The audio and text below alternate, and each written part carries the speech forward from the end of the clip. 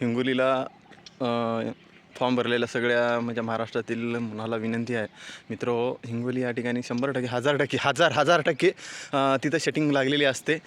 तिथल्या आमदार खासदार तिथल्या गटाच्या, तिथल्या एस पीच्या आणि तिथल्या कलेक्टरच्या या सगळ्याच्या नियोजित कटकारस्थानानं तिथली भरती होते. 100% सगळे त्याच्यामध्ये इन्वॉल्व असतात आणि मंत्र्याकडे बी 100% तिथं त्याची सेटिंग असेल, 100% असेल.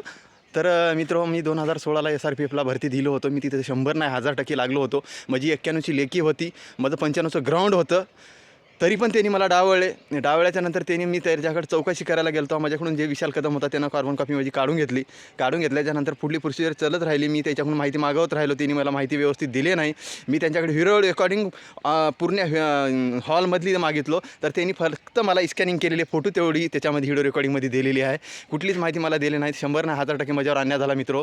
ज्या पोरावर बितते, ज्याच्यावर अन्याय होते त्यालाच माहीत असते. मी अख्ख्या महाराष्ट्रातल्या कुठल्याच पोलीसवाल्याला मी मानत नाही. जे इमानदार आहे त्यालाच मानतो. गृहमंत्र्याला सुद्धा मी मानत नाही. हे मी छाती टोकून सांगतो. मला फाशीची नाही, फाशीपेक्षा मोठी सजा झाली तरी मान्य आहे, पण त्याच्या अन्यायाच्या विरोधामध्ये मी एकटा गेलेला आणि माझ्या सपोर्टमध्ये कोणीच नाही मित्र. तर तिथं भरती देणाऱ्या सगळ्या पोराला विनंती आहे, तर तुम्ही योग्यची चौकशी करून भरती द्या. भरती दिल्याच्या नंतर योग्यतेची चौकशी करा.